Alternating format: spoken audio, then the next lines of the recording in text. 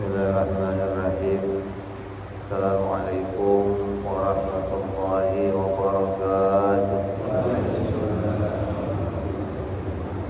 Ibadah ala Sayyidina wa Habibina wa Syafi'ina Rasulillah Sayyidina Muhammad ibn Abdullah sallallahu alaihi wa ala alihi wa sahbihi wa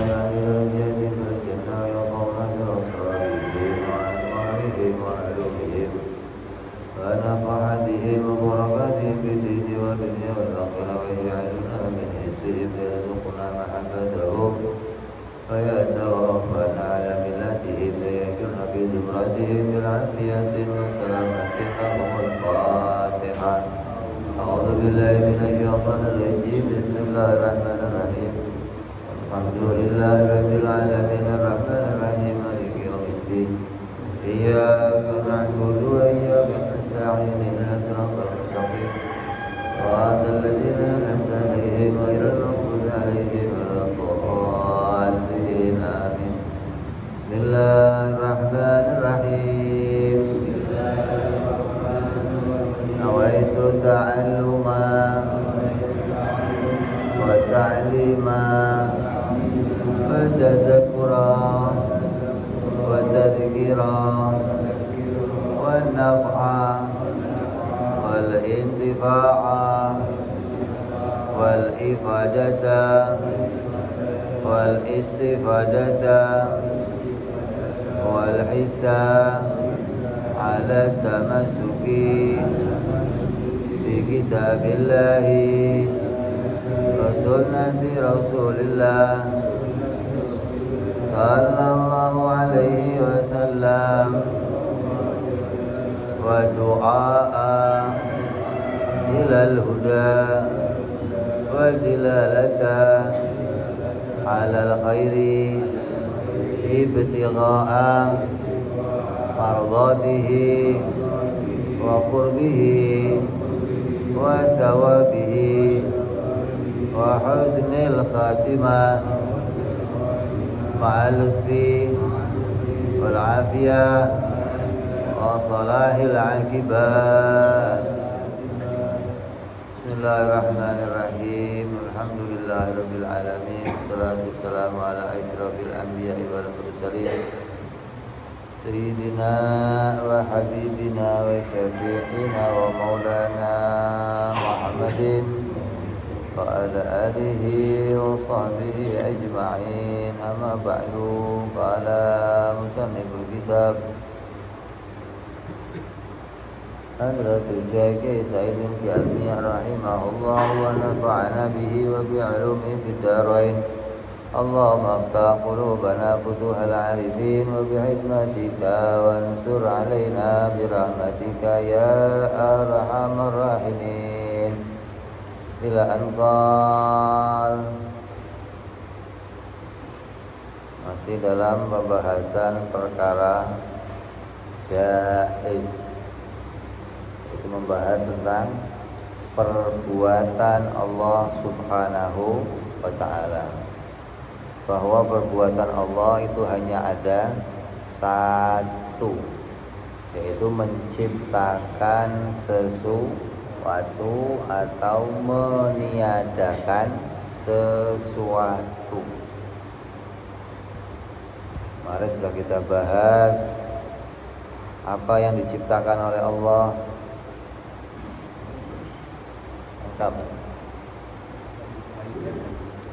Ciptakan kebaikan, keburukan, mengutus nabi dan yang lain-lain sudah kita bahas. Terus lanjut kepada sifat perbuatan Allah.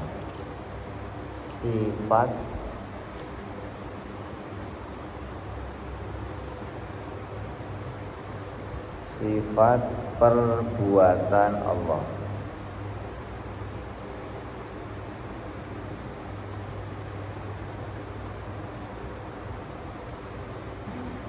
Ada yang pertama, tidak wajib bagi Allah menciptakan sesuatu.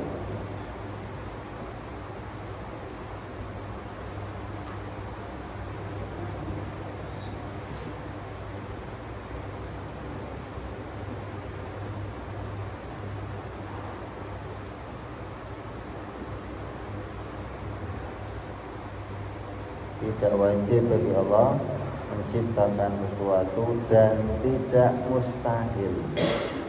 Bawahnya dikit. Dan tidak mustahil.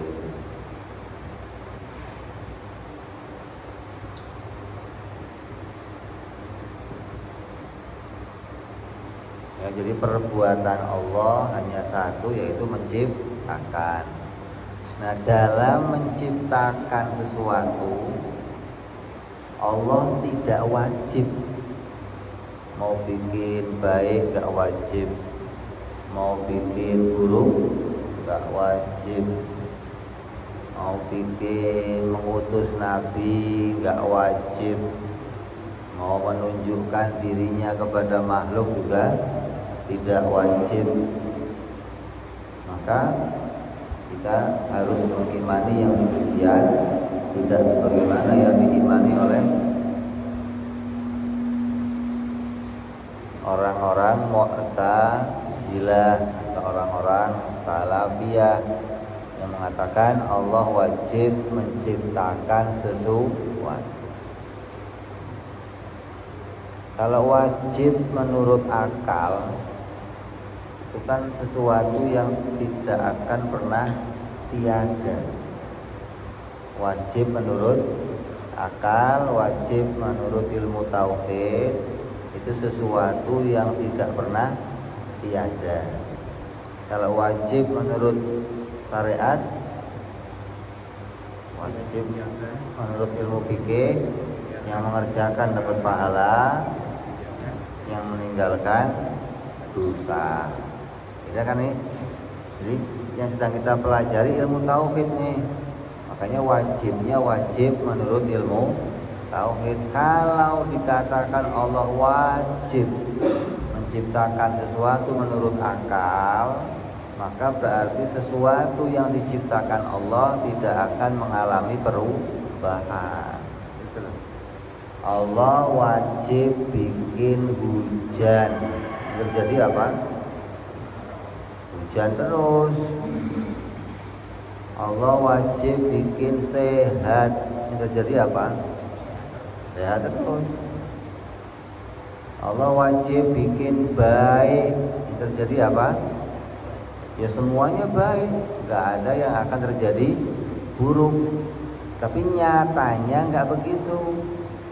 Kadang hujan turun, kadang hujan gak turun. Berarti bikin hujan gak wajib. Kadang diri kita sehat, kadang diri kita sakit. Berarti bikin sehat gak wajib. Ini harus kita ketahui nih. Kalau enggak, nanti kita menganggap Allah itu harus menjadikan sesuatu. Kalau kita kok berdoa, kemudian doa kita dikabulkan, maka itu adalah atas pilihan Allah sendiri, bukan atas kewajiban Allah. Itu harus dipahami, itu wajib menurut akal. Jadi mustahil, jadi nggak mungkin.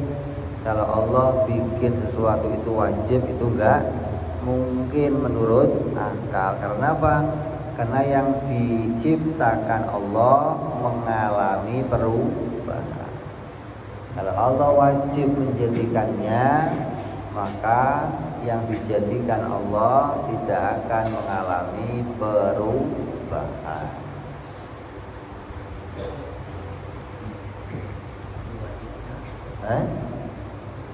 Kalau kita ibadah, Allah harus enggak memasukkan kita ke surga?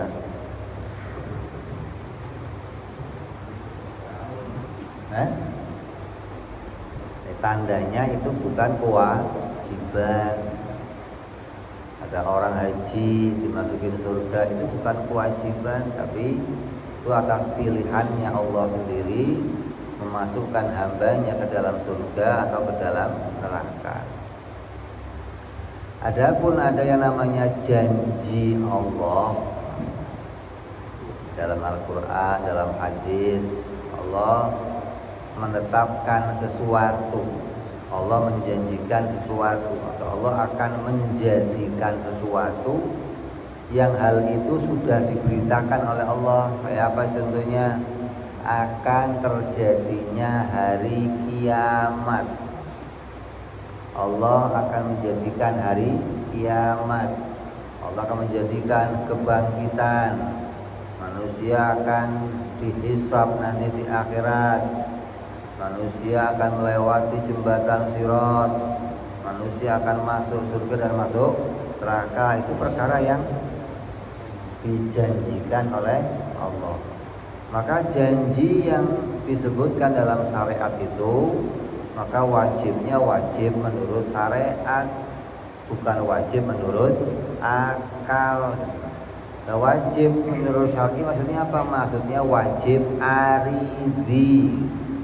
Wajib aridi itu maksudnya wajib terjadinya sesuatu yang dikehendaki oleh Allah. Namanya wajib aridi. Apa wajib aridi itu? Wajib sesuatu yang dikehendaki oleh Allah itu pasti terjadi. Namanya wajib aridi. Contoh kiamat. Kiamat pasti nggak terjadi? Pasti nggak? Pasti. Kenapa pasti terjadi? Karena kiamat dikehendaki oleh Allah. Allah menghendaki terjadinya kiamat, maka kiamat pasti terjadi. Tapi bikinnya kiamat kapan? Ya terserah Allah. Gak wajib Allah bikin kiamat menurut ilmu tauhid. Jangan sampai kita salah menetapkan hukum wajib nih. Dan orang salah memutuskan hukum wajib bagi Allah Subhanahu wa ta'ala. Dikira kewajiban bagi Allah wajib menurut akal atau wajib menurut ilmu tauhid. Contohnya gini. Ini gelas.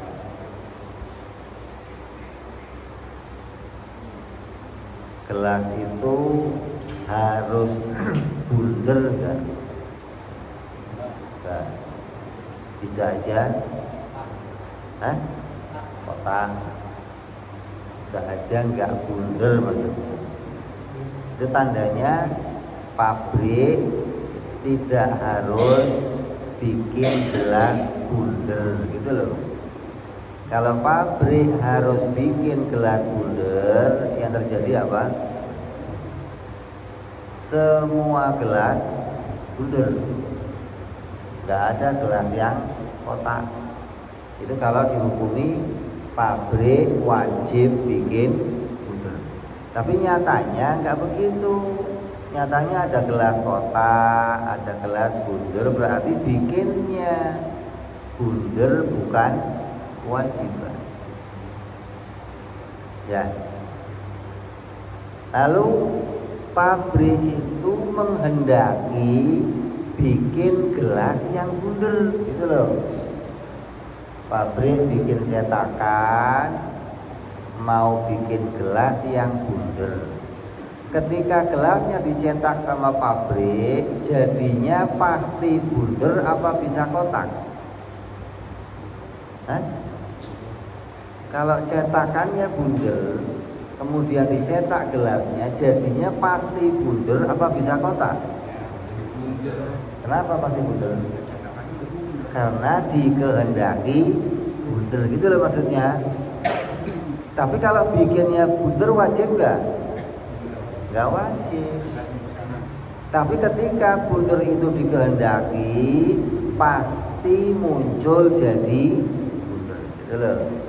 Allah bikin kiamat nggak wajib. Tapi ketika kiamat dikehendaki oleh Allah, kiamat pasti terjadi. Allah memasukkan kita ke surga nggak wajib. Tapi ketika dikehendaki orang yang mati membawa iman, pasti masuk surga.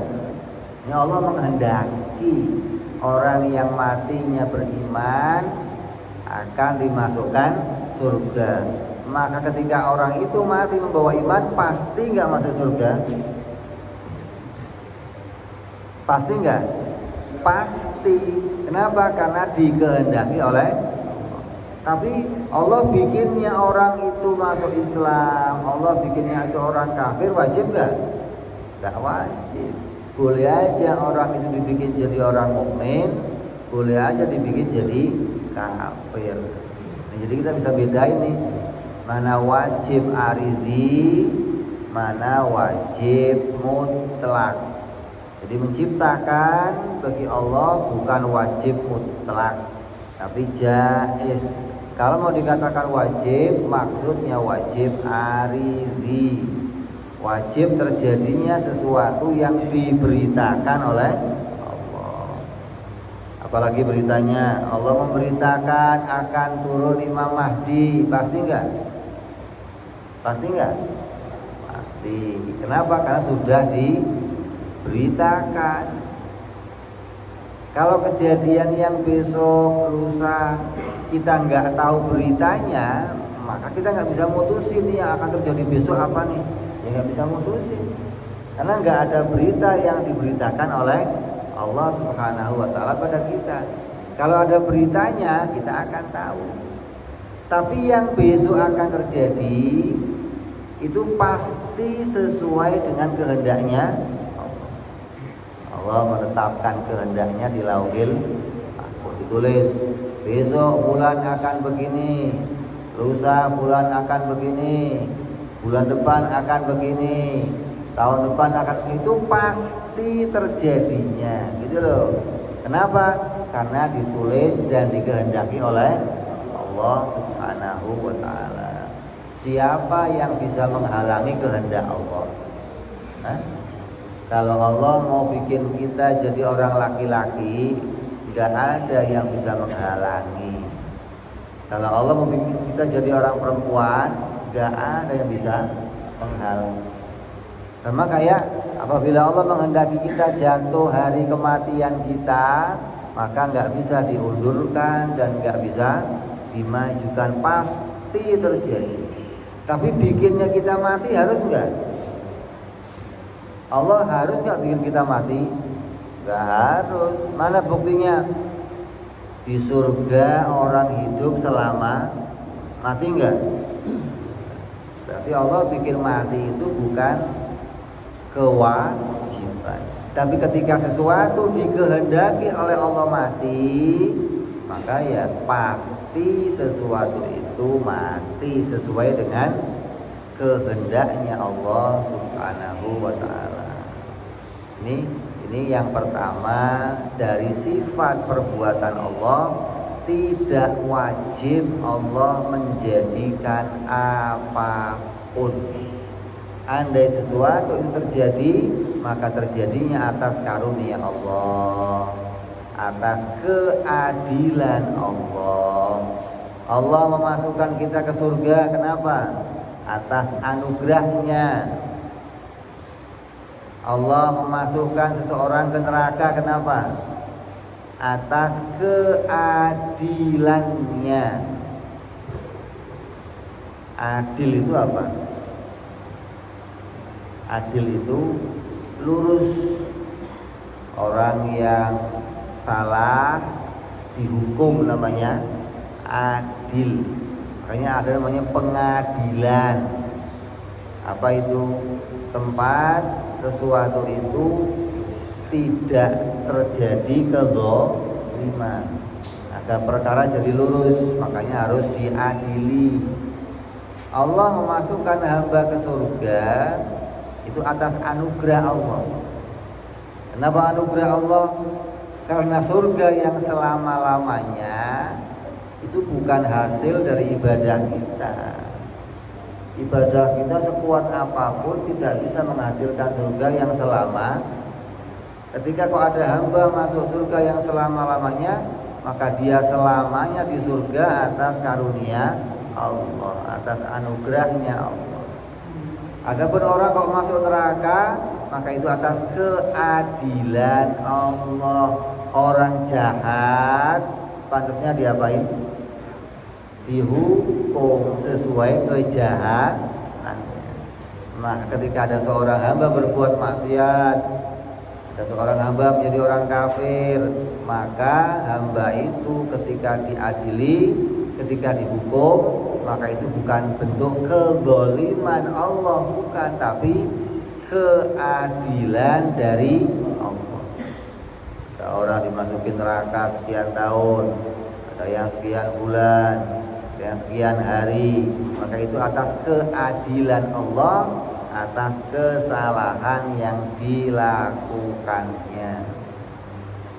Jadi kalau kamu kok punya anak, kamunya putih, istri kamu putih, kok anaknya kok belang-belang, kamu jangan keder, hukumnya apa? Jais gitu loh. Bapaknya bego, maknya kurang pinter, anaknya cerdas, hukumnya apa? Jais. Bapaknya jelek, emaknya jelek, baca surat Yusuf, pingin anaknya, kan repot begitu. Kan jais, bib jais, jais. Tapi ya jangan menghayal maksudnya. Udah anak jelek, istri jelek, suami jelek, anak pengen. Nanti begitu lahir ganteng bingung, ini dari siapa ya? Masa bapak jelek kan?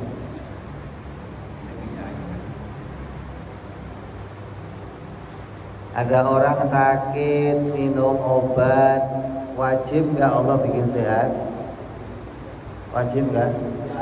Nggak wajib, hukumnya Maka orang yang paham jais, paham sifat perbuatan Allah, maka dia tidak akan jadi orang yang mudah kecewa. Dia nggak akan jadi orang yang gampang stres. Kadang seorang wali, seorang yang ma'rifat kepada Allah, seorang yang sudah mengerti sifat-sifatnya Allah, tahu perbuatan Allah, terkadang dia ketika lagi datang tenggelamnya memandang keagungan Allah, dia malu meminta sesuatu kepada Allah. Kalau kita kan enggak. Kalau kita kan enggak.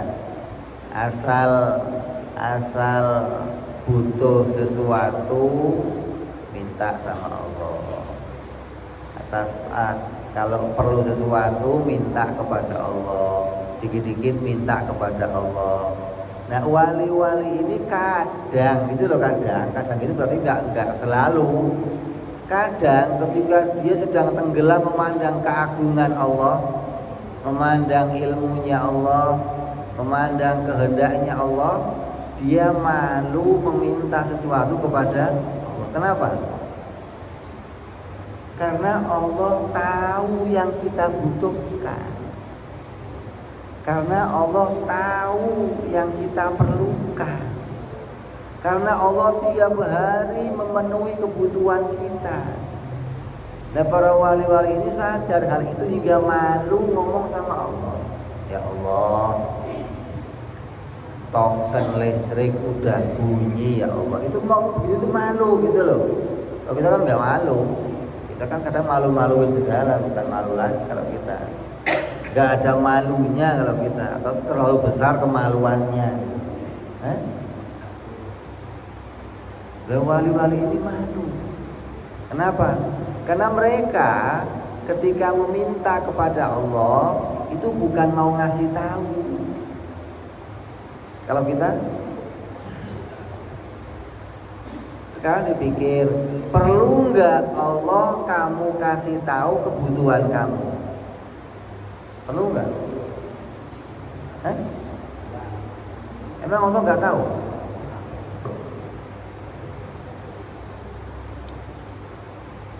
Jadi kamu doa ngapain?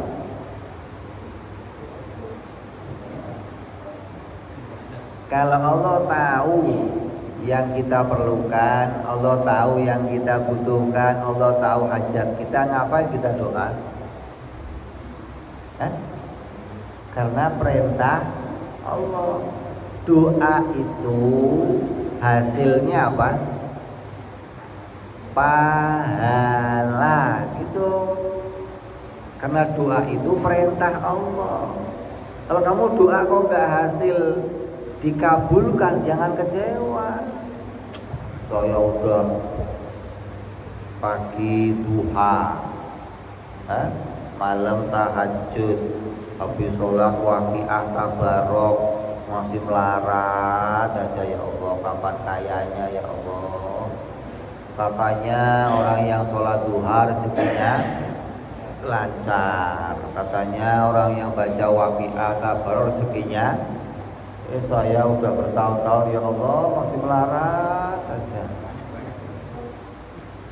Ya, kadang ada orang yang kecewa begitu kepada Allah. Dianggap Allah harus bikin sesuatu kepada dirinya, nggak ada yang wajib, nggak ada. Allah menjadikan sesuatu bebas atas anugerahnya sendiri. Maka kalau ada orang kok dijadikan lancar rezekinya, itu karunia Allah. Ada orang kok dijadikan oleh Allah gampang, mudah, itu karunia dari Allah. Jangan, kan saya udah sholat, kan saya udah pantas dong Allah bikin, enggak begitu kan. Bagi orang-orang yang tenggelam mengingat kepada Allah, maka mereka malu meminta sesuatu kepada Allah. Kenapa? Karena Allah tahu yang kita butuhkan.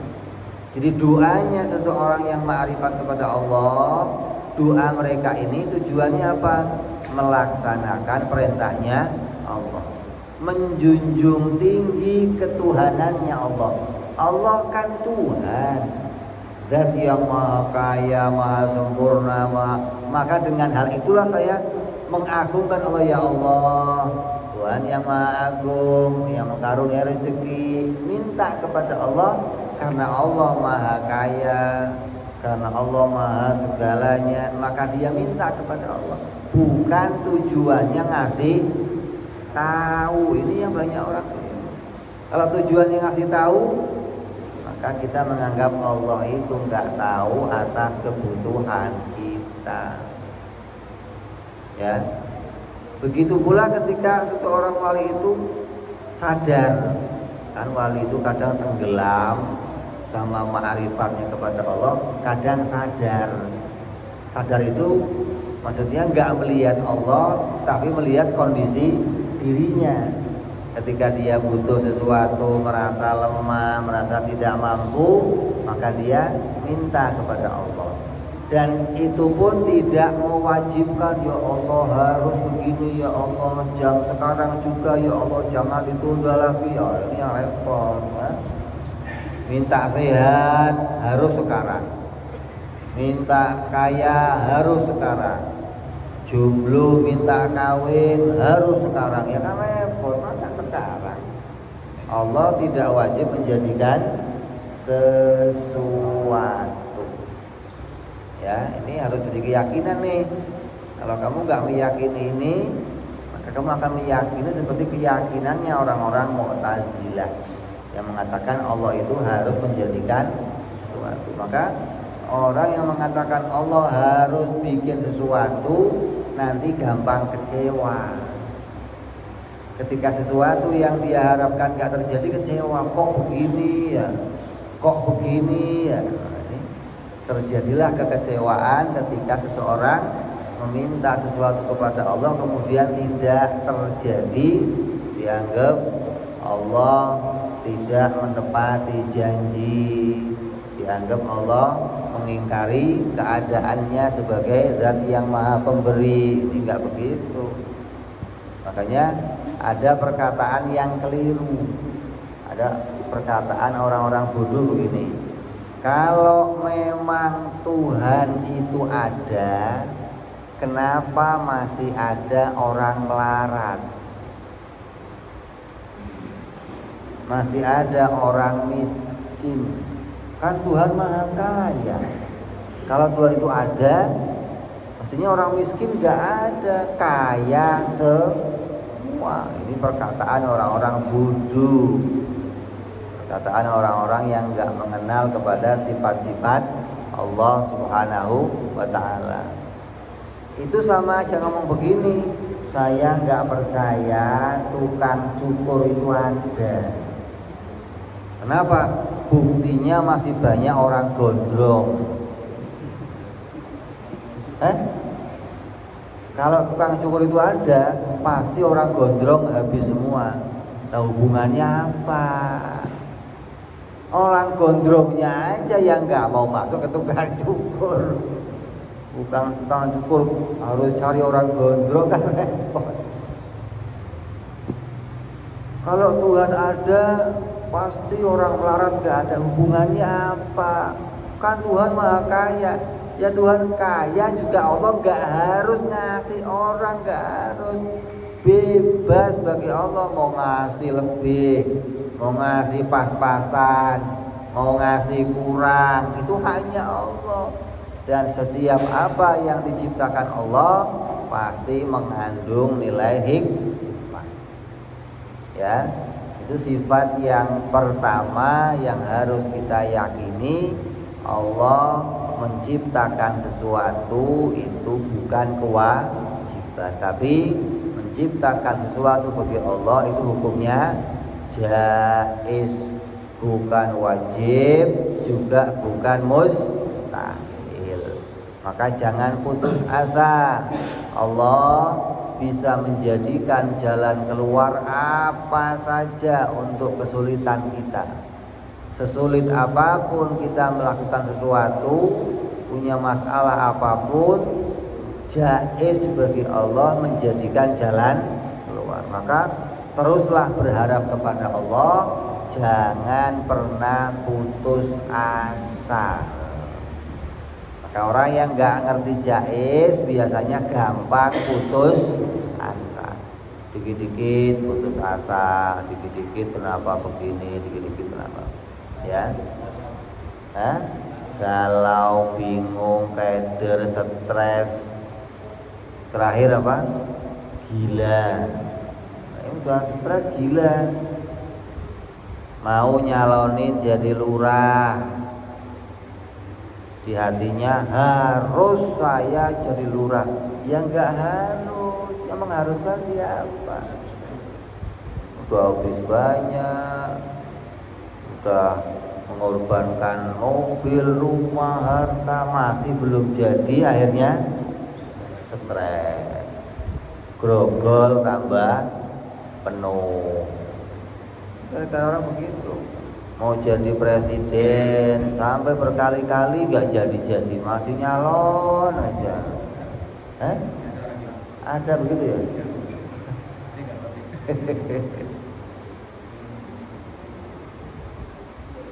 Lah kata dia, kan jaiz beb. Ya bener, yang penting jangan stres gitu loh. Kalau begitu kalah kok marah-marah, orang nah ini yang berat. Kamu mau 7 kali nyalonin juga nggak apa-apa, nggak ada yang protes ya. Yang penting jangan stres gitu loh. Begitu nggak jadi stres, nggak jadi marah, nggak jadi. Nah ini yang menunjukkan dia tidak mengenal sifat perbuatan Allah. Makanya wajib kamu ngaji ilmu ini biar kamu mengenali sifat-sifat Allah dan sifat perbuatan Allah. Terus yang kedua, sifat perbuatan Allah yang kedua,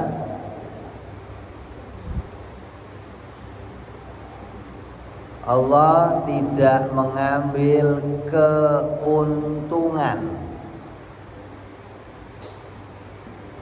dalam menciptakan sesuatu. Apapun yang diciptakan Allah itu, Allah tidak mendapatkan keuntungan.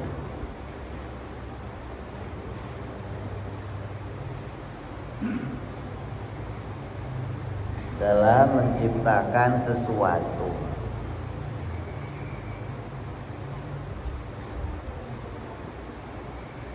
Allah bikin langit, Allah bikin bumi, Allah bikin manusia, Allah bikin malaikat, Allah bikin apapun, maka Allah tidak mendapatkan keuntungan.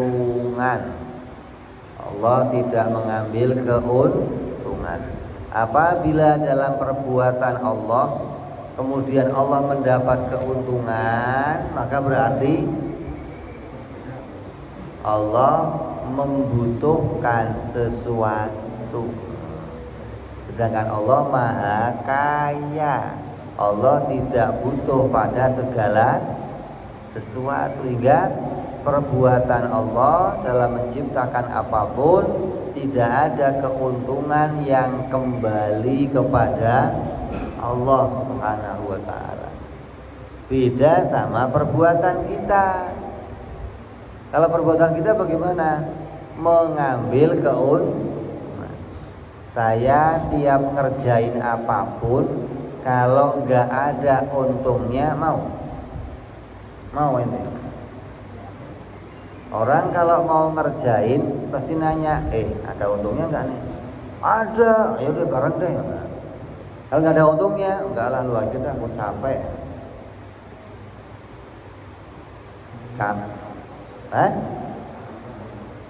Untung itu nggak harus berupa lu mau otaknya ini fulus saja, ya aku mutakasur. Keuntungan kayak apa? Contohnya saya menggali sumur, dapat keuntungan keluar air. Saya bikin rumah, dapat keuntungan terhindar dari panas, dingin. Kan keuntungan itu. Jadi apapun yang kita lakukan pasti kita mencari keuntungan, mau meraih keuntungan. Kenapa? Karena kita serba kekurangan. Karena kita selalu membutuhkan sesuatu. Maka yang kita lakukan itu apa yang bisa mendukung kebutuhan saya. Saya pakai sendal, apa untungnya? Ya nggak kepanasan, nggak kena duri kakinya, nggak kena paku kakinya, dapat keuntungan. Saya makan, apa untungnya? Kenyang. Saya bekerja, untungnya apa? Dapat duit. Kamu kawin, untungnya apa? Dapat anak apa dapat enak? Untung. Jadi yang kita kerjakan itu mencari keuntungan. Allah menciptakan apapun tidak mengambil keuntungan. Jadi Allah itu mustahil mendapatkan sesuatu dari yang diciptakan Allah. Ini seringkali nggak dipahami oleh kawan-kawan kita Muslim yang awam. Banyak yang nggak ngerti ini, hingga dianggap Allah itu mempunyai tujuan.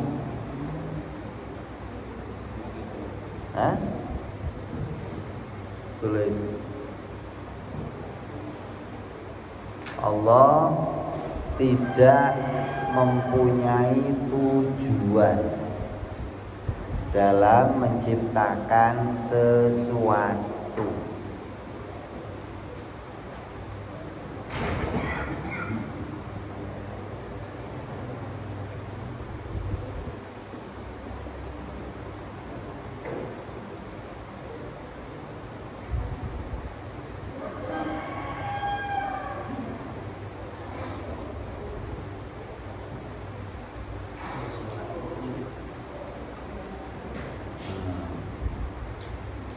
Ini kali ini yang tengah ini ujung dari itu. Nah, ke atas ini.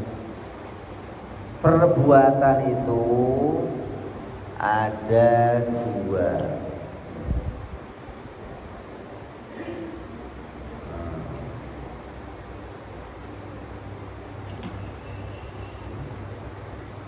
Perbuatan ada dua.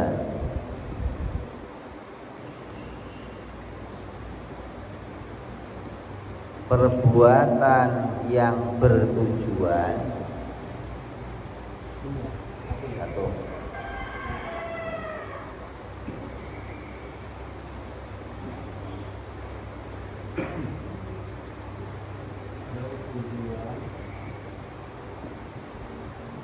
Yang mengharapkan hasil.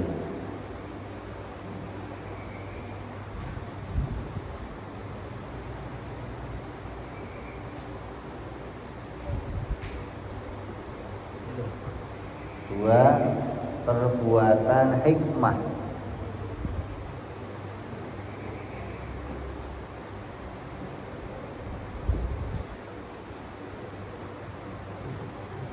Tambahin satu, tiga, perbuatan yang sia-sia atau main-main.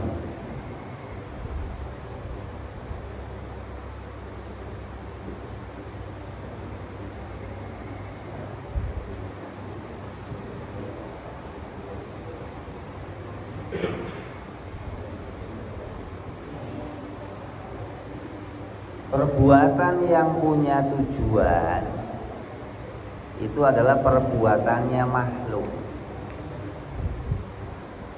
Kenapa? Karena orang yang perbuatannya punya tujuan itu pasti mengharapkan hasil, mengharapkan keuntungan dari tujuannya.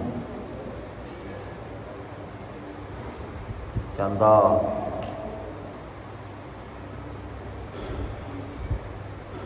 kamu menyekolahkan anak, tujuannya apa? Pengen bikin anak jadi pintar. Tujuan kan? Berarti kamu mengharapkan anak kamu jadi pintar. Setelah sekolah sekian tahun, anaknya jadi pintar. Terus kita nanya, pinternya si anak itu yang bikin siapa? Kamu atau sekolah? Yang bikin anak jadi pinter, bapaknya yang nyekolahin atau sekolahan? Kalau bapaknya bisa bikin pinter, ngapain disekolahin? Bikin aja jadi pinter. Karena bapaknya nggak bisa bikin jadi pinter, maka dia, gitu loh. Jadi sesuatu yang kerjanya punya tujuan, itu dia mengharapkan hasil dari tujuannya. Apa yang dituju itu nggak bisa dia perbuat. Kalau dia bisa perbuat, dia nggak akan menuju ke sana. Kamu makan, pengennya apa? Kenyang. Kan tujuannya pengen. Kalau kamu bisa bikin kenyang diri kamu makan nggak kira-kira? Makan nggak? Ngapain? Tujuannya makan, pengen kenyang. Kalau kamu bisa bikin diri kamu kenyang, ya nggak usah makan, kenyang, selesai. Jadi karena saya nggak bisa bikin diri saya jadi kenyang, maka saya makan. Tujuannya berharap Allah bikin saya jadi. Itu namanya perbuatan yang punya tujuan. Selalu mengharapkan hasil dari orang lain, gitu loh. Mengharapkan hasil dari yang lain, makhluk, mengharapkan hasil dari Allah yang membantu mewujudkan tujuannya.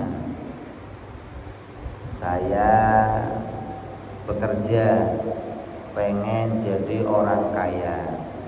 Berarti saya mengharapkan tempat kerjaan saya bisa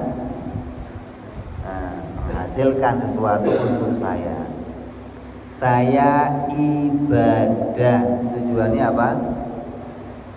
Pengen masuk surga. Berarti saya mengharapkan Allah nanti memasukkan saya ke surga. Itulah yang namanya perbuatan bertujuan. Selalu mengharapkan hasil. Dan hasilnya dibantu oleh orang lain. Hasilnya bukan muncul dari dirinya sendiri. Terus yang kedua, perbuatan yang sia-sia. Apa? Perbuatan yang gak punya tujuan dan gak punya hasil. Contoh, saya muter-muter begini. Orang nanya ngapain Bim? Iseng aja. Ada tujuannya enggak? Tujuannya apa? Iseng itu apa hasilnya? Kalau nggak ada tujuannya, pasti nggak ada hasilnya. Gitu loh. Perbuatan yang nggak ada tujuannya, mesti nggak ada hasilnya. Nah, sedangkan perbuatan yang ada hasilnya itu karena kita menuju ke sana. Saya pengen panen, saya pengen dapat air, saya pengen kenyang, saya pengen sehat, saya pengen dapat enak, pengen dapat anak, pengen punya tujuan. Saya mau kawin, ngapain? Pengen cari anak. Saya kan orang kaya raya. Kalau saya nggak punya anak, harta saya kemana nanti? Maka saya kawin. Tujuannya pengen punya. Maka mengharapkan orang lain bantu saya bisa menghasilkan. Itu tujuan namanya lah. Kira-kira perbuatan yang punya tujuan ini pantas enggak jadi perbuatan Allah gitu loh. Kalau kamu mengatakan Allah itu perbuatannya punya tujuan, berarti kamu menyamakan perbuatan Allah dengan perbuatan makhluk. Berarti kamu menganggap Allah juga tidak bisa menghasilkan sesuatu. Maka Allah mengharapkan orang lain membantunya untuk menjadikan hasil. Ini kekeliruan yang jauh, kekeliruan yang sangat berat. Kalau sampai kita mengatakan Allah itu dalam perbuatannya punya tujuan, berarti kamu menyamakan perbuatan Allah dan perbuatan makhluk. Ada nggak yang meyakini begitu? Ada nggak? Kamu tanya kiai, ustadz yang khotib, kamu turunin, tanya Pak Kiai, Allah punya tujuan nggak? Punya. Coba kalau nggak percaya. Makanya saya begitu, kalau khotib begitu, pulang lu ngapain khotib di sini? Khotib nggak pakai standar tes. Yang penting bisa hafal, baca, dapat amplop, pulang. Itu bukan khotib namanya. Cari aja di situ pinggir-pinggir jalan banyak tukang bacain berita, terus jadi khotib aja. Jangan khotib, kamu tes coba. Khotib turun. Dia mau tanya, Allah punya tujuan nggak? Punya.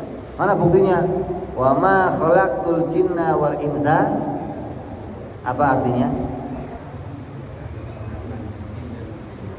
Terus tujuannya?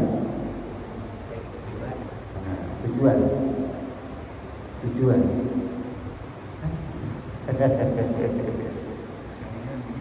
Tadinya begitu, sekarang jangan lagi.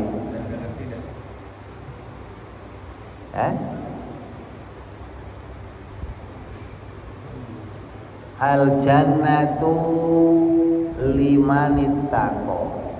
Allah menciptakan surga tujuannya untuk orang-orang yang bertakwa. Itu nggak benar, ngertiin begitu nggak benar gitu loh. Allah bikin hujan untuk menyuburkan tanah, itu nggak benar. Berarti sekarang bedanya perbuatan Allah dan kita apa dong? Sedangkan kamu wajib mengerti mukhalafah lil hawadis. Allah itu berbeda dengan makhluk dalam 3 kondisi: zatnya, sifatnya, perbuatannya. Kalau kamu nggak ngerti 3 ini, kamu nggak dianggap kenal Allah. Mukhalafah lil hawadis, Allah beda dengan makhluk dalam 3 kondisi: beda pada zatnya, beda pada sifatnya, beda pada perbuatannya. Perbuatan makhluk bagaimana? Ya 2 tadi. Perbuatan yang punya tujuan atau sia-sia. Lah perbuatan Allah lil hikmah, begitu harusnya. Bukan punya tujuan atau sia-sia. Lil hikmah itu yang bagaimana kerjanya? Lil hikmah itu perbuatan yang satu perbuatan diciptakan oleh Allah. Perbuatan yang satu ini menjadi alamat akan munculnya kejadian yang lain. Allah menjadikan sesuatu yang Allah ciptakan itu menjadi alamat akan munculnya sesuatu yang lain. Kalau tujuan mengerjakan sesuatu mengharapkan sesuatu yang lain terjadi. Lah mengharapkan ini kan bukan perbuatan Allah. Masa Allah mengharapkan? Allah bikin hamba, mengharapkan hambanya ibadah. Masa begitu? Kalau begitu berarti Allah mendapatkan keuntungan atau Allah membutuhkan bantuan yang lain agar tujuannya tercapai. Jadi perbuatan Allah itu lil hikmah. Contoh, Allah bikin mendung. Ada tujuannya enggak?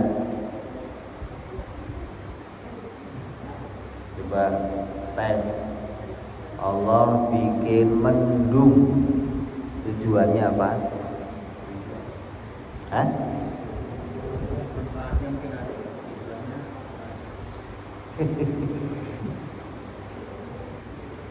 Allah bikin hujan bukan tujuan atau manfaat, hikmahnya gitu mestinya.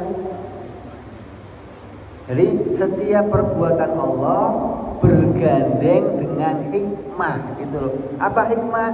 Alamat akan munculnya sesuatu yang lain. Allah bikin hujan, Allah bikin mendung, apa? Oh, hikmahnya menjadi alamat akan turunnya hujan. Bukan, oh Allah bikin mendung tujuannya mau bikin hujan. Emang pasti kalau mendung hujan? Pasti? Kan gak pasti. Berarti Allah bikin mendung bukan tujuannya mau bikin hujan, bukan.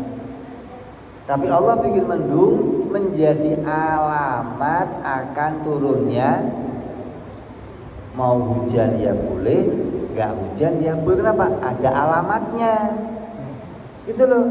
Maka orang yang lihat mendung, mak-mak pakaian diangkatin, yang jemur-jemur diangkatin. Kenapa? Ada alamat. Gitu loh. Orang jadi orang soleh, jadi alamat masuk surga. Gitu loh. Bukan pasti nih, bukan, alamatnya akan masuk. Itu namanya perbuatan lil hikmah. Satu perbuatan mengalamatkan akan munculnya perbuatan yang lain. Jadi jangan kamu katakan tujuan. Kalau tujuan berarti Allah mengharapkan hasil. Sedangkan Allah menciptakan hasil, maka tidak bisa dikatakan sebagai tujuan. Gitu loh. Jadi kalau kamu sekarang ngertiin wa ma khalaqtul jinna wal insa illa liya'budun, Kalau kamu artikan begini, Allah menciptakan jin dan manusia tujuannya agar mereka ibadah. Berarti ibadahnya jin dan manusia yang bikin siapa? Ya bukan Allah. Kalau kamu katakan itu tujuan, berarti ibadahnya jin dan manusia tidak dibikin sama Allah. Contoh tadi, kamu menyekolahkan anak kamu, pingin anak kamu pinter. Setelah sekolah anak kamu jadi pinter. Saya nanya, yang bikin pinter siapa? Kamu apa sekolahan? Sekolahan. Allah bikin manusia tujuannya ibadah. Saya nanya, manusia yang ibadah yang bikin siapa? Kalau yang bikin Allah juga berarti bukan tujuan. Namanya lil hikmah gitu. Kalau dikatakan tujuan, ibadahnya jin manusia muncul dari dirinya sendiri, bukan diciptakan sama Allah. Jadi beda jauh. Perbuatan tujuan dan perbuatan hikmah beda jauh. Kenapa? Perbuatan hikmah keduanya diciptakan oleh Allah. Sedangkan perbuatan tujuan, satu kita ngerjain, satunya mengharapkan yang lain membantu kita menghasilkan itu. Saya duduk di tukang potong, tujuannya ngapain? Pengen kalau saya bisa cukur sendiri, saya mau ke situ enggak? Ngapain ke situ saya? Karena saya nggak bisa nyukur sendiri, maka saya tujuannya apa? Kan begitu.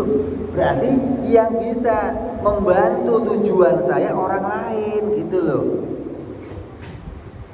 Saya mau ngambil air di dalam tanah, mau bikin sumur.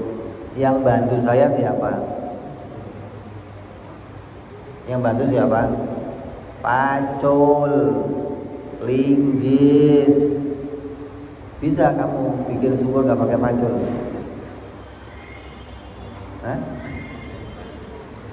Itu yang namanya perbuatan tujuan. Pasti dibantu oleh yang lain untuk mencapai tujuannya, gitu loh. Nah, perbuatan Allah bukan tujuan. Kenapa? Karena kedua perkara itu diciptakan oleh Allah. Allah menjadikan kita ibadah, Allah memasukkan kita ke surga, Allah menjadikan nikmat dalam surga. Itu semua namanya lil hikmah. Jadi mulai sekarang kamu jangan katakan Allah itu punya tujuan.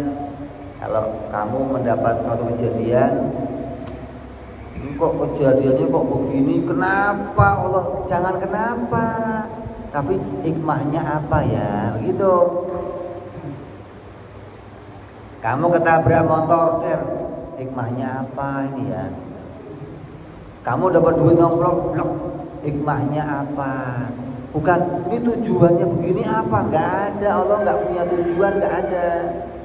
Tapi kita harus kembalikan, yang diciptakan Allah mengandung hikmah.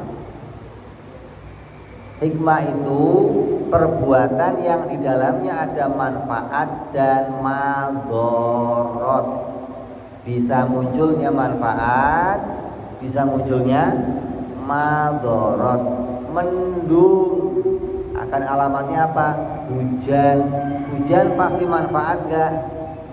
Belum tentu. Kalau hujannya 7 hari 7 malam gimana lu?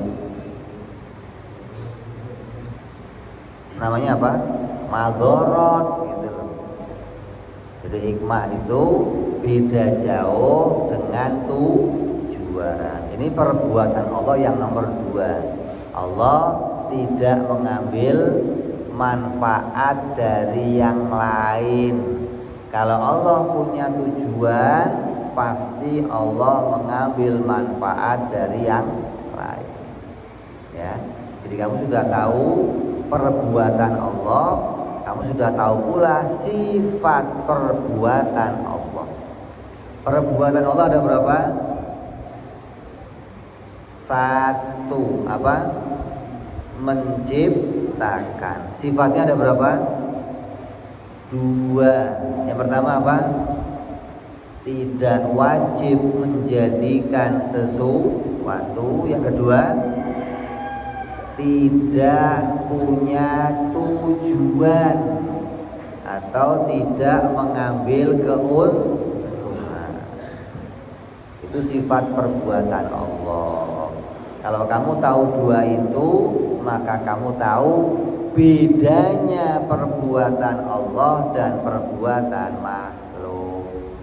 Kalau kamu nggak tahu itu, mesti kamu masih menyamakan Allah itu tujuannya begini, tujuannya begini, ya. Jadi harus kita luruskan pemahaman kita, keyakinan kita. Jangan sampai keyakinan kita rusak atau salah dari apa yang diajarkan oleh para pendahulu kita. Mudah-mudahan itikad kita membawa keselamatan di dunia sampai di akhirat. Amin ya rabbal. Ini saja yang bisa saya sampaikan pada pertemuan kali ini, menjelaskan tentang dua sifat perbuatan Allah. Coba barangkali ada yang mau bertanya dari materi yang sudah disampaikan. Betul.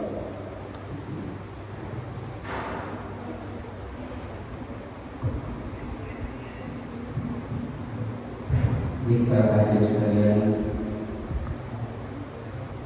pengajian kita sudah cukup di hari ini. Akan ada sesi tanya jawab.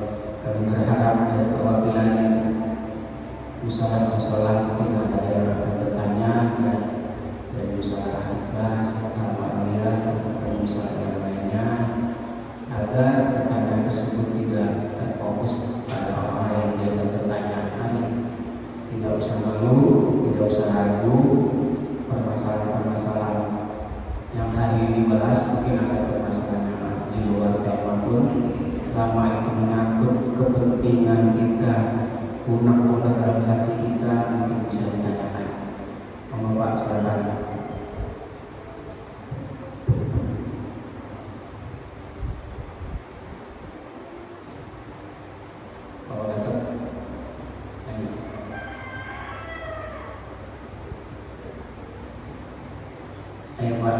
Jadi ada pepatah berkata begini, as-sukutu adul al-ma'am. Jadi diamnya seseorang tadi sudah paham, ya. Tapi alhamdulillah dia kita sih nggak paham, bingung mungkin apa yang ditanya. Saya sendiri bingung apa nanya apa nih.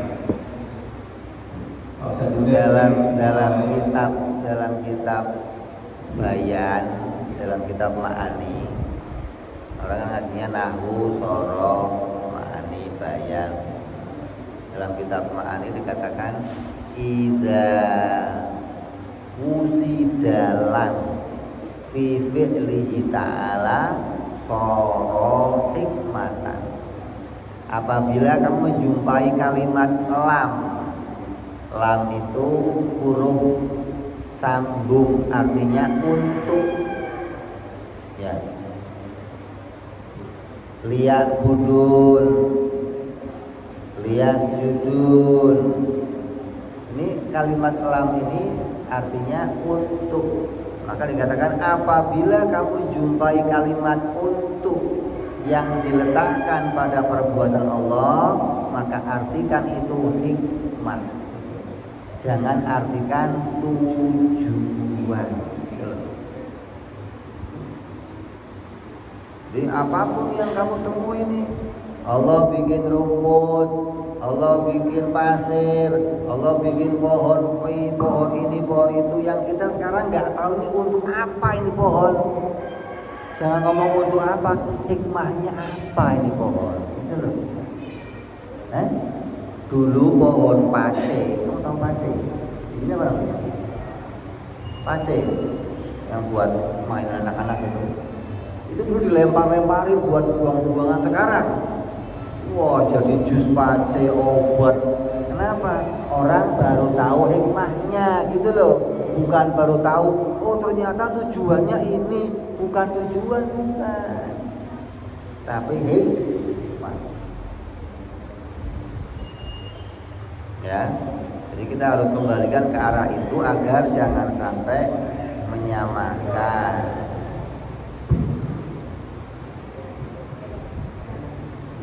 Kadang bercanda doang. Assalamualaikum warahmatullahi wabarakatuh. Waalaikumsalam warahmatullahi wabarakatuh. Ini materi orang nanya nih Ya, ya. ya. Bulannya juga ada. Tuh kan.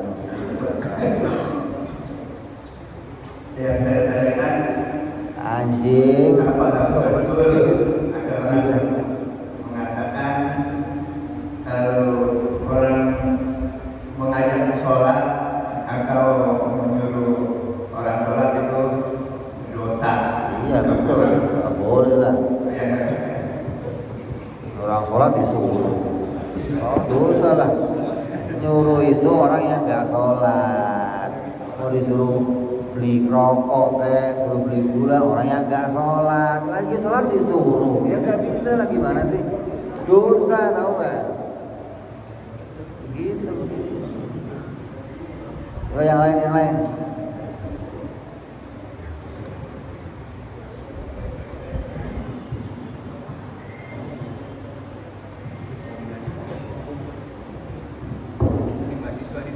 Bismillahirrahmanirrahim. Assalamualaikum warahmatullahi wabarakatuh. Salam.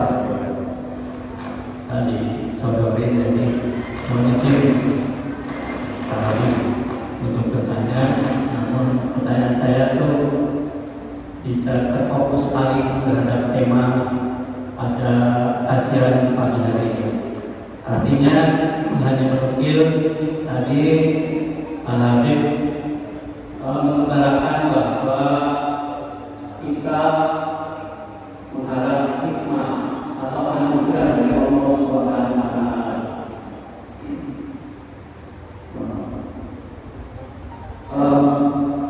Ketika kita mengharapkan hikmah atau anugerah dari Allah Subhanahu wa Ta'ala,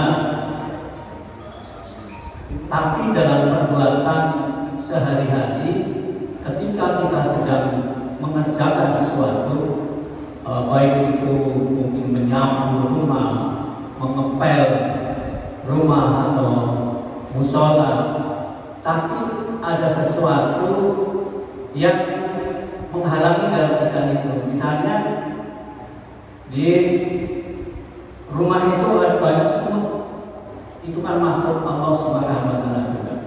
Terkadang dengan terburu-burunya kita bekerja, akhirnya kita mengecilkan, menyepelekan makhluk semut itu, yang akhirnya semut itu tersingkir, bahkan banyaknya mati. Dan itu bagaimana kita mengharapkan rahmat dari Allah Subhanahu wa Ta'ala, tapi masih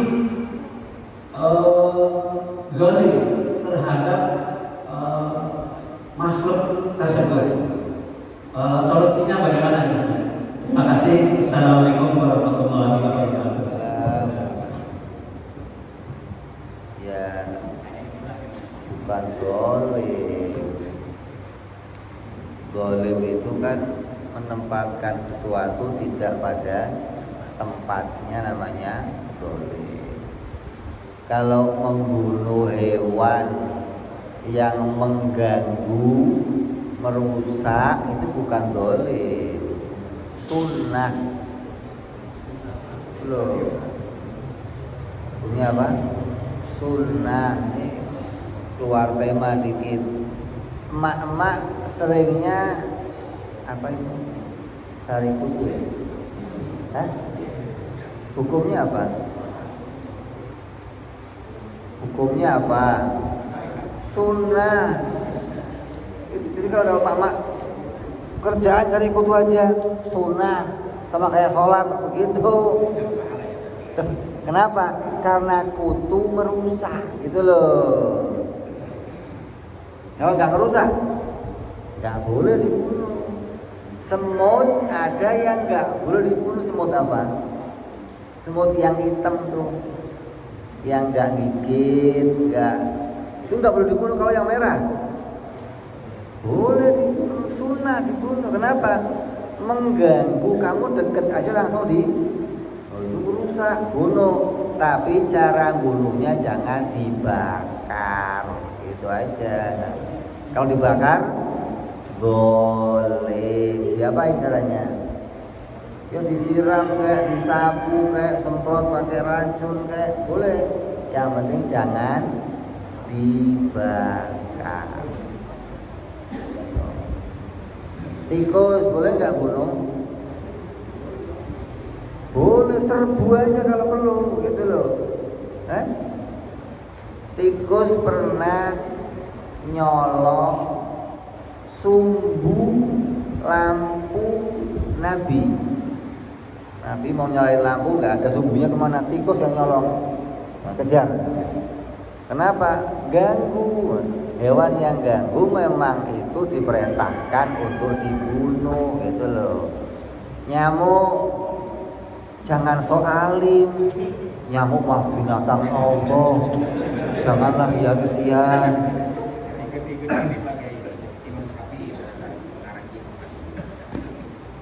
Kalau kamu merasa nyamuk itu nggak mengganggu, diem aja, nggak usah pakai protes apa-apa, jangan pakai sok-sokan.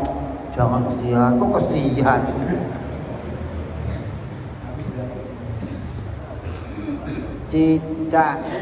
Cicak punya salah sama kamu nggak cicak? Tapi sunnah dibunuh. Kenapa? Bahaya. Kalau sampai kotoran nempel di nasi kamu, makanan kamu, penyakit yang besar itu. Di karpet ya najis, apa najis, gitu loh. Jadi sunnah dibunuh. Guru-guru kita dari Hadramut, kalau pas ngaji ada cicak berhenti, kejar, bunuh dulu. Kenapa? Sunnah. Itu pahala. Sekali mati pahalanya lebih banyak. Pahalanya dikit. Kamu sholat ngeliat ular, diem aja gitu. Biarinlah makhluknya Allah. Wah, habis kamu. Ya, jadi kalau kondisinya berbahaya, mengganggu, boleh dibunuh. Ada disunahkan kayak ular, sunnah bunuhnya malah. Ya. Bunuhnya itu juga mengharapkan rahmat Allah. Jangan ini mau boleh, enggak. Mudah-mudahan doanya apa itu? Min syarri ma khalaq. Kan kita doa sama Allah, qul a'udzu birabbil falaq min syarri ma khalaq. Ya Allah, aku berlindung kepadamu dari makhluk-makhluk jelek yang Engkau ciptakan. Kalau sunnah tuh mengartikan min syarri ma khalaq adalah makhluk-makhluk jelek yang kamu ciptakan. Kalau Mu'tazilah, makhluk-makhluk jelek yang tidak kamu ciptakan, gitu. Jadi ada setan jelek, ular jelek, cicak jelek, kadal jelek, bukan Allah yang bikin, gitu loh. Allah bikin yang baik. Sudah tahu barang jelek, makhluknya Allah, kok bukan Allah yang bikin, lah yang bikin siapa? Ya, itu pemahaman Ahlus Sunnah wal Jamaah. Ada yang lain coba? Ya. Tuh, oh dia keluar. Kasih, yuk terus.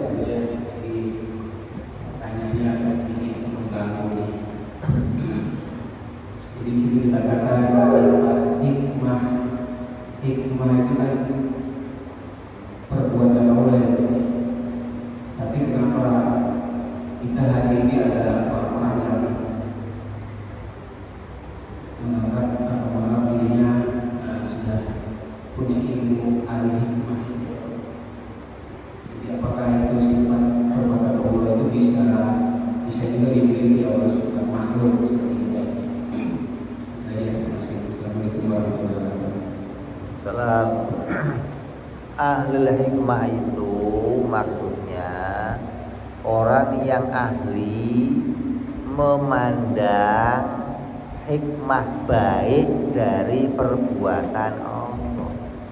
Maka ahlul hikmah, orang yang pintar itu orang yang bisa mengambil keuntungan dari setiap kejadian. Karena setiap kejadian pasti mengandung untung dan rugi. Setiap kejadian. Nah, yang namanya al-hikmah itu orang yang pinter mencari keuntungan dari setiap kejadian. Maka disebut namanya ahlil hikmah. Gitu loh. Lah orang yang nggak pinter hikmah gimana? Ngawur. Kadang nggak ngerti nih untungnya apa, ruginya apa, gitu loh.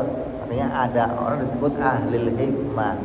Huruf alif dia tahu hikmahnya ini ba hikmah, maka dia bikin alif ba tak bungkus jadi jimat. Namanya apa itu? Ahlil hikmah, gitu loh. Dia tahu ini obat ini untuk ini, diramu sama dia bikin jamu. Ahlil hikmah. Orang yang pintar atau orang yang perhatiin tahu mana keuntungan dari yang diciptakan oleh Allah. Kalau kamu nggak ahli hikmah, kamu akan jadi orang yang rugi terus. Jadi tiap mukmin harus jadi ahli hikmah, gitu loh. Selalu bisa tahu mana keuntungan yang diciptakan oleh Allah. Coba nyambung ya. Assalamualaikum warahmatullahi wabarakatuh. Salam. Berkaitan dengan materi hari ini terkait tentang sifat perbuatan Allah dan khususnya hikmah. Mohon penjelasan tentang ada sebuah hadis yang dari Imam Ahmad dan Ibnu Majah yang kurang lebih artinya sesungguhnya seorang hamba terhalangi dari rezekinya karena dosa yang dilakukannya. Sesungguhnya takdir itu tidak berubah kecuali dengan doa. Dan sesungguhnya doa dan takdir saling berusaha untuk mendahului hingga hari kiamat. Dan sesungguhnya perbuatan baik pada orang tua itu memperpanjang umur. Mau dijelaskan apa? Assalamualaikum warahmatullahi wabarakatuh. Salam. Itu namanya lil hikmah. Saya silaturahmi. Ya, kalau saya silaturahmi, tujuan saya mempererat persaudaraan, menyambung ke keluar tujuan saya. Tapi hikmahnya, gitu loh. Berarti kalau bicara hikmahnya kembali ke perbuatan Allah. Apa hikmahnya? Memperpanjang umur, memperluas rezeki, itu hikmah. Dapat proyek, dapat janda segala kadang. Kalau bicara perbuatan kita, orang silaturahmi tujuannya apa? Oh, mempererat tali silaturahmi biar persaudaraan tambah kuat. Itu pada kita tujuan. Kalau bicara hikmahnya apa silaturahmi? Oh, hikmahnya berarti bicara kepada perbuatan Allah. Bisa jadi memperpanjang umur, bisa jadi itu loh bicara hikmah itu. Terus hadis tadi berkaitan sama apa? Takdir, bahwa segala sesuatu terkait sama takdirnya Allah dan tidak ada yang bisa merubah takdir kecuali doa. Itu yang hikmah. Hikmahnya saya pagi-pagi doa, ya Allah pagi ini saya mau keluar ya Allah, mudah-mudahan selamat di jalan ya Allah. Pagi saya doa nih. Tulisannya di langit, saya celaka akan ditimpa batu. Pagi-pagi saya doa ya Allah, mudah-mudahan hari ini saya selamat. Begitu keluar, hikmahnya doa tadi Allah mendatangkan kebaikan untuk saya, perlindungan apa? Yang datang batu tapi kecil-kecil. Takdirnya nggak berubah, gitu loh. Tetap batu yang datang tapi jadinya kecil, gitu loh. Tulisannya kejatuhan buah kelapa. Begitu kamu doa, wirid sakral dibaca, hizib nasor dibaca, hizib datangnya parutan kelapa, ya kan enteng jadinya. Gitu loh maksudnya. Sama kelapa. Tapi itu namanya hikmah. Jadi jangan dianggap ngapain doa. Ada hikmahnya, setiap kejadian yang Allah perintahkan, yang Allah ciptakan pasti mengandung hikmah. Hingga ketika kita melakukan sesuatu, kita mengharap Allah memunculkan sesuatu yang baik dari yang kita kerjakan. Saya sholat, berharap Allah bikin saya masuk surga. Itu hikmah. Agar ibadah saya mendatangkan nilai baik. Allah mau menjadikan yang baik untuk hasil dari perbuatan saya. Ya kan? Ya. Jadi hadis tadi menceritakan tentang bagaimana takdir itu dirubah dengan doa, tapi tidak merubah apapun yang diilmunya Allah Subhanahu wa ta'ala. Tetap apa yang terjadi sesuai dengan yang dikehendaki oleh Allah. Gak bisa takdirnya mati terus doa panjang umur, nanti mau mati lagi silaturahmi panjang umur, mau mati lagi lah kapan matinya kalau begitu? Gak mati-mati dong kalau begitu. Asal mau mati silaturahmi panjang umur, mau mati gitu loh. Kalau sudah waktunya mati, mau kamu silaturahmi 17 kali ya mati. Gak ada yang bisa merubah ketetapan itu, tapi ada hikmah. Artinya ada kejadian baik yang bisa kita harapkan dari setiap yang diciptakan Allah. Kayak jangan sampai menganggap ini kejadian sia-sia nih, jangan begitu. Pasti ada keuntungan. Siap.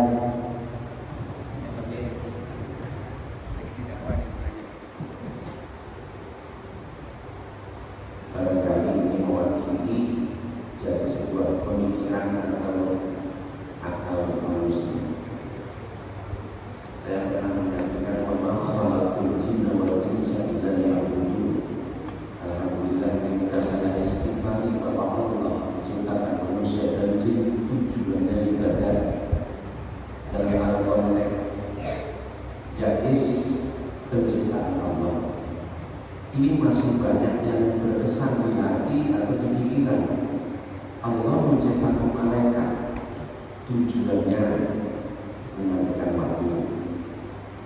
Gak ada tujuan. Ini bahasa di masyarakat. Tadi sudah diganti dengan Hikmah. Karena kata-kata hikmah ini memang masih sedikit sekali yang dipahami. Yang kedua, qul ya ayyuhal kafirun, katakan berarti qul huwallahu ahad, dalam konteks menyuruh. Ini seperti dikesankan ada tujuan. Jadi penciptaan malaikat mulai dari sepuluh yang wajib kita kenal seperti menjadi tentara Tuhan. Yang kedua seperti kisah burung ababil yang menghancurkan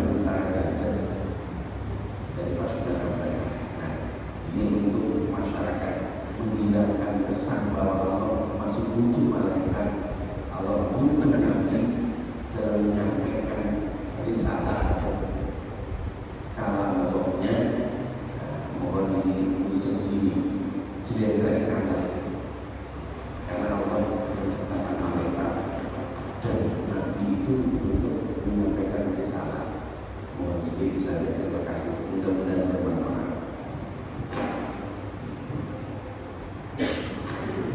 Allah menciptakan malaikat. Ada yang nyabut nyawa, nganterin rezeki, ada yang tulis, ada yang itu maknanya Allah menjadikan malaikat mempunyai perbuatan baik. Mencabut nyawa itu muncul dari malaikat sendiri atau Allah yang menjadikan. Jadi tukang tulis itu Allah yang menjadikan atau muncul dari malaikatnya. Kalau muncul sendiri dari malaikat berarti Allah mendapat bantuan. Gitu loh. Kalau itu Allah yang memunculkan berarti Allah tidak mendapatkan bantuan. Justru malaikat yang mendapat keuntungan, diberi Allah perbuatan yang baik. Pengantar wahyu, cabut nyawa, menulis. Ini perbuatan-perbuatan yang diciptakan oleh Allah kepada malaikat. Ini tidak muncul dari dirinya malaikat sendiri. Kalau ini muncul dari dirinya malaikat sendiri berarti malaikat membantu Allah. Nabi, ada wahyu yang disampaikan Allah lewat malaikat Jibril.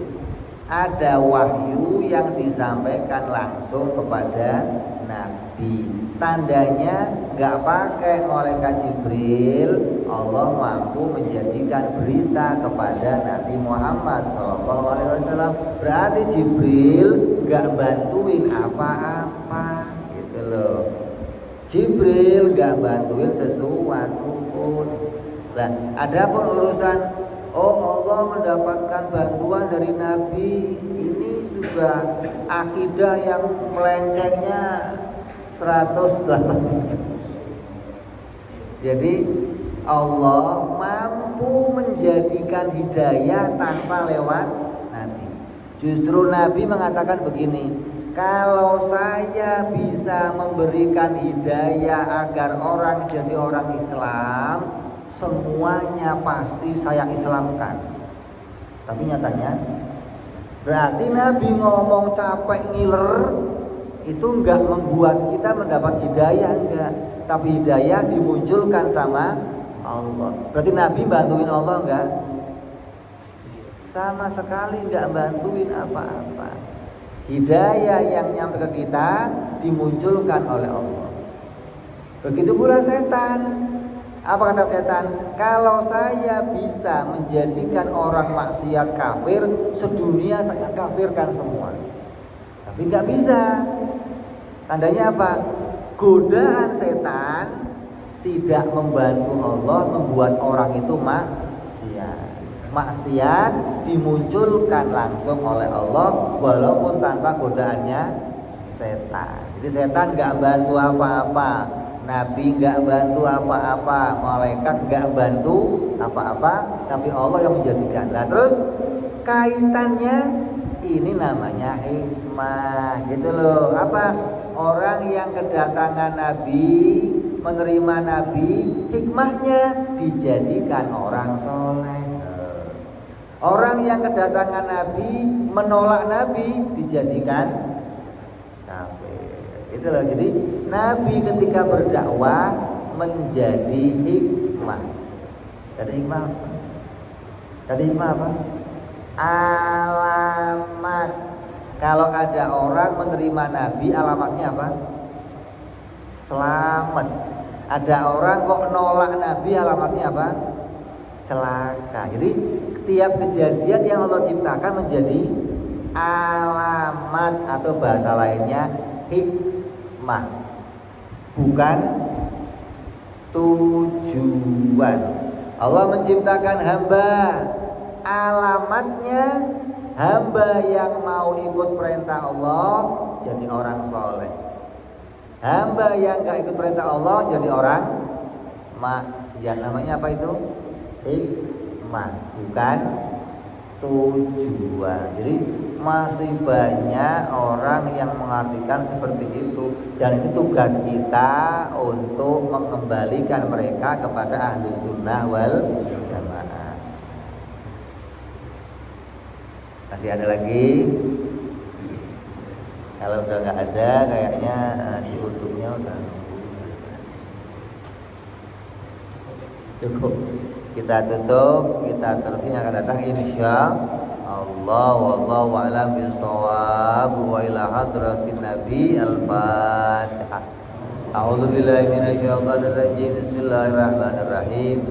Alhamdulillahirabbil alamin arrahmanir rahim maliki yaumiddin iyyaka na'budu wa iyyaka nasta'in ihdinas siratal mustaqim siratal ladzina an'amta 'alaihim ghairil maghdubi 'alaihim waladdallin amin.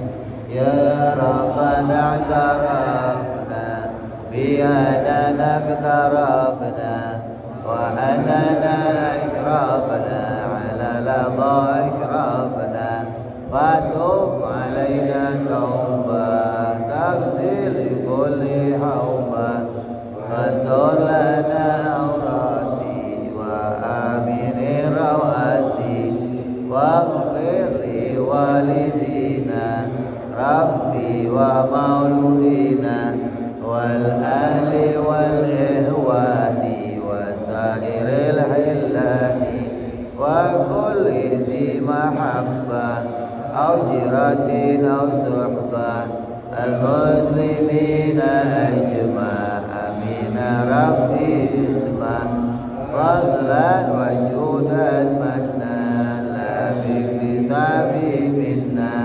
بالمصطفى رسولنا الله بكل سولي صلى وسلم ربي عليه أنت الحبي وآله وصحبه حداد تعصي صحبي والحمد لله بالبدء والتناهي سبحان ربك رب العزة عما يصفون سلام على المرسلين والحمد لله رب العالمين. Assalamualaikum warahmatullahi wabarakatuh.